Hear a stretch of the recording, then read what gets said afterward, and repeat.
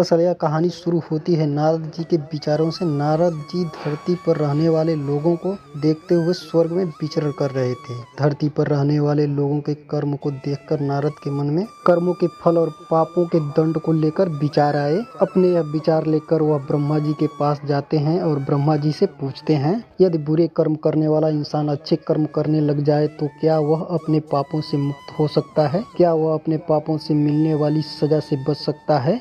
तब ब्रह्मा जी ने नारद जी के इन सवालों को जवाब देते हुए कहा, हाँ भी और ना भी। हाँ का मतलब यह है कि अगर कोई इंसान अपने किए गए पापों से मुक्ति पाना चाहता है तो उसके लिए निस्वार्थ भाव से अपनाया गया दान, पुण्य, धर्म और भक्ति का रास्ता सबसे उत्तम होता है। अगर इंसान दिल से अपने पापों का पश्चाताप करते हुए निस्वार्थ भाव से दान, पुण्य, धर्म और भक्ति का रास्ता अपनाता है तो वह उस जन्म में अपने मिलने वाले पापों के दंड से मुक्त हो सकता है। इससे उस इंसान के किए गए पापों की सजा कुछ कम जरूर हो जाएगी, लेकिन पापों का दंड तो जीवन काल में भोगना ही पड़ेगा। किंतु कुछ जघन्य अपराध यानी घोर पाप ऐसे होते हैं जिनका दंड शारीरिक एवं मानसिक रूप से न सिर्फ इस जन्म में बल्कि आने वाले कई जन्मों तक भोगने पड़ते हैं। यानी इंसान के कर्म कभी पीछा नहीं छोड़ते। तो ऐसे में अगर इंसान दिल से अपने पापों का पश्चाताप करते हुए निस्वार्थ भाव से दान, पुण्य, पशु पक्षियों तथा लाचार इंसान एवं जानवरों की सेवा, धर्म और भक्ति का रास्ता अपनाता है तो आगे के जन्मों में पिछले जन्मों के घोर अपराधों की सजा नहीं भोगनी पड़ेगा। वो अपनी पूरी उम्र श्रद्धा और विश्वास से ईश्वर की भक्ति में और पूरे कर्मों में लगा देता है तो वह अपने पापों से सदा के लिए मुक्त हो सकता है। नहीं का मतलब यह है कि अगर वो इंसान दान, पुण्य, धर्म और भक्ति का रास्ता या कोई भी अच्छा कर्म निस्वार्थ भाव से न अपनाकर किसी स्वयं के मकसद को पूरा करने के लिए लालच से अपनाता है तो दिखावा बोला जाता है। ऐसा करने से उसके पापों से छुटकारा कभी नहीं मिल सकता। वह अपने पापों से कभी मुक्त नहीं हो सकता। इंसान के द्वारा किया गया घोर अपराध और पाप उसका अगले कई जन्मों तक पीछा नहीं छोड़ते। ब्रह्मा जी ने नारद जी को इसी पर आधारित एक सच्ची कहानी सुनाते हैं। एक गांव में एक सूद नाम का इंसान रहता था। वह गलत लोगों की संगत में आ जाने की वजह से डाकू बन गया था। वह लोगों को मारकर अक्सर उनका धन लूट लेता। एक दिन डाकू जंगल से होता हुआ सड़क की ओर जा रहा था कि अचानक एक नाग नागिन का जोड़ा डाकू के रास्ते में आ जाते हैं। डाकू को देख नाग नागिन अपनी रक्षा के लिए फन फैला लेते हैं। डाकू घबरा जाता है और अपनी बंदूक को नाग नागिन पर तान देता है। यह देख नाग नागिन क्रोधित हो जाते हैं और उस डाकू पर हमला कर देते हैं। डाकू अपनी जान बचाने के लिए 2 कदम पीछे हटता हुआ नागिन पर गोली चला देता है। यह देख डाकू पर तेजी से हमला करता हुआ डाकू की बंदूक पर चिपक जाता है। डाकू अपनी बंदूक को कहीं दूर फेंक देता है और वहां से भाग निकलता है। भागते हुए डाकू सड़क पर पहुंच जाता है। दूसरी तरफ उसी रास्ते से एक औरत और उसके साथ एक 11 साल का बेटा भी था। वो दोनों घर की तरफ जा रहे थे। अचानक डाकू भी वहीं आ जाता है। डाकू देख माँ बेटे घबरा जाते हैं। डाकू औरत के करीब जाता और बलपूर्वक उस औरत से सूखे गले में टांगा सोने का हार खींच लेता है। अब औरत अपने और अपने बच्चे की जान की रक्षा के लिए उस डाकू से दया की भीख मांगती है। डाकू इतना क्रूर स्वभाव का था कि वह अक्सर जिस किसी को भी लूटता वह उसे मार भी डालता था। इसलिए डाकू उस औरत की बातों का कोई असर नहीं होता। वह उस औरत को तेज धार चाकू से पूरी तरह घायल कर देता है। यह देख बच्चा क्रोध से तिलमिला उठता है और पत्थर उठाकर जोर से डाकू के सर पे मार देता है। डाकू के सर से खून निकलने लगता है। डाकू उस बच्चे को भी चाकू से मार देता है और वहां से भाग जाता है। चिल्लाहट को सुन आसपास के गांव के लोग वहां पहुंचते हैं।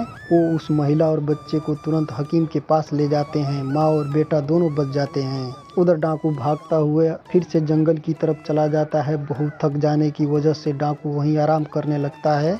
दूसरी तरफ नाग डाकू का पीछा करते हुए वहीं डाकू के पास पहुंच जाता है। अब डाकू थक कर सो चुका होता है। उधर नाग नागिन की मौत का बदला लेते हुए डाकू के पैर को डस लेता है। डाकू दर्द से छटपटाता हुआ वहीं दम तोड़ देता है। यह सारी घटना यमपुरी में बैठे हुए चित्रगुप्त और यमराज जी देख रहे थे। डाकू के मरते ही यम के दूत यमलोक से धरती पर डाकू की आत्मा को लेने आते हैं। वह डाकू की आत्मा यमलोक ले जाते हैं। यमलोक में चित्रगुप्त जी अपनी किताब में डाकू के द्वारा किए गए सभी कर्मों और पापों का लेखा जोखा देखते हुए उसे उसके पापों की सजा सुनाते हैं। डाकू की आत्मा को बहुत सारी यातनाएं दी जाती है। इसके बाद चित्रगुप्त जी डाकू की आत्मा को बोलते हैं कि जिस 11 साल बच्चे को तुमने चाकू से मारा था, उस पाप की सजा भोगने के लिए तुम्हारा फिर से धरती पर जन्म होगा और एक पंडित के घर होगा जहाँ तुम सिर्फ 11 साल तक ही जीवित रहोगे। इसी तरफ एक गांव में एक पंडित रहता था जिसकी पत्नी को 10 साल से कोई भी औलाद नहीं हुई थी। पंडित भगवान भोलेनाथ का बहुत बड़ा भक्त था। वह रोज भोले बाबा की पूरे श्रद्धा विश्वास से पूजा अर्चना किया करता था। इसके अलावा वह गरीबों और साधु संतों को भोजन भी करवाता था। एक दिन भगवान शंकर पंडित की सच्ची भक्ति पूरे कर्मों से प्रसन्न होकर पंडित को दर्शन देते हैं। भगवान शंकर के दर्शन पाकर बहुत प्रसन्न होता है। भगवान शंकर बोलते हैं, मैं तुम्हारी सच्ची भक्ति से बहुत प्रसन्न हूँ, बोलो क्या वरदान तुम्हें दूं। पंडित एक पुत्र की मांग करता है, परंतु भगवान तो अंतर्यामी थे। वह भूत भविष्य से ही जानते थे कि पंडित क्या वरदान मांगेगा, इसलिए उन्होंने पंडित को पुत्र देने का वरदान दिया, पहले ही यह बात बताते हुए कि यह पुत्र सिर्फ 11 वर्ष तक ही जिएगा, इसके बाद मर जाएगा। जानने के बाद भी पंडित कुछ नहीं बोलता, क्योंकि उसे अपनी भक्ति पर पूरा विश्वास था कि भगवान अपने भक्त के साथ कभी अन्याय नहीं होने देंगे। यह सोचता हुआ पंडित पुत्र का वरदान मांग लेता है। भगवान शंकर पुत्र का वरदान देकर वहां से गायब हो जाते हैं। अगले 9 महीने बाद पंडित के घर पुत्र का जन्म होता है। इधर पंडित यह जानते हुए कि यह 11 साल से अधिक नहीं जिएगा, फिर भी प्रसन्न रहता है। यह बात पंडित के घर में किसी से भी नहीं बताता। पंडित अपने बेटे को धर्म, कर्म, पूजा, भक्ति की सभी शिक्षाएं देता है। पंडित अपने बेटे का नाम शंकर रखता है। देखते ही देखते दिन बीतते गए। शंकर को 11 साल पूरे होने में सिर्फ 1 महीना ही बचा था। पंडित शंकर के मामा को तुरंत घर बुलवाते हैं और खूब सारा धन देकर काशी जाने को कहते हैं। पंडित धन देते हुए बोलता है कि वहां शंकर के हाथों 28 दिनों तक यज्ञ करवाना, साधु संतों को पूरी श्रद्धा से भोजन करवाना और पूरी विधि अनुसार महामृत्युंजय के मंत्र का जाप करते हुए 28 दिनों तक रोज सुबह भगवान शिव की पूरी श्रद्धा से विधि अनुसार पूजा करनी है। अगले ही दिन मामा और शंकर धन लेकर काशी के लिए निकल पड़ते हैं। काशी पहुंचते ही मामा और शंकर वो सब करना शुरू कर देते हैं जैसा कि पंडित ने बताया था। ठीक 28वें दिन शंकर की हालत अचानक खराब हो जाती है। शंकर के मामा शंकर को आराम करने के लिए अंदर भेज देता है। शंकर के मामा जब साधुओं को भोजन करवा के शाम को शंकर के पास वापस लौटता है तो शंकर मर चुका है। देखकर शंकर के मामा जोर जोर से रोने लगते हैं। इतने में यमलोक के दूत शंकर की आत्मा को लेकर यमलोक पहुंच जाते हैं।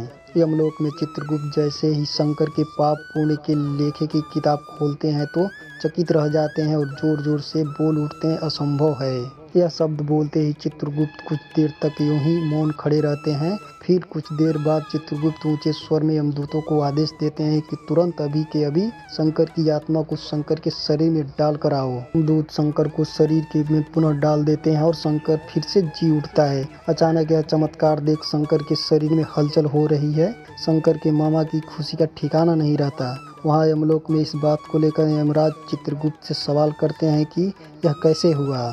चित्रगुप्त जी बताते हैं कि जब मैंने किताब खोली तो उसमें शंकर के द्वारा किए गए पुण्य कर्मों, भगवान शिव की आराधना और हवन जैसे शुभ और भक्ति की शक्ति से शंकर की कुंडली में जो उसके पिछले जन्म के पापों की वजह से मृत्यु का जो योग बन रहा था, योग खत्म हो चुका था। इसी के साथ शंकर के पुण्यों का लेखा सबसे अधिक, जिस वजह से शंकर की उम्र बढ़कर 90 साल हो चुकी थी। इस वजह से मुझे सृष्टि के नियमों का पालन करते हुए शंकर की आत्मा को पुनः शंकर के शरीर में भेजना पड़ा। इधर शंकर के मामा पूरे हर्षोल्लास के साथ आंखों में खुशी के आंसू लेकर शंकर को लेकर घर पहुंचते हैं तो शंकर को जिंदा देख शंकर के पिता इतना खुश होता है कि मानो उन्हें नया जीवन मिल गया हो। तब शंकर सबको वो सब बातें बताता है जो उसके साथ यमलोक में हुआ। यह सुन सभी का भगवान के प्रति श्रद्धा और विश्वास और बढ़ गया। इतना बोल ब्रह्मा जी अपनी कहानी समाप्त करते हैं। अब नारद जी को अपने सभी प्रश्नों का उचित जवाब मिल चुका होता है। तो दोस्तों, हमें इस कहानी से बहुत कुछ सीखने को मिलता है। अपने जीवन का उद्धार चाहते हो तो हमेशा प्रभु की भक्ति और निस्वार्थ भाव से लोगों की सेवा करो, कभी बुरे कर्म न करो।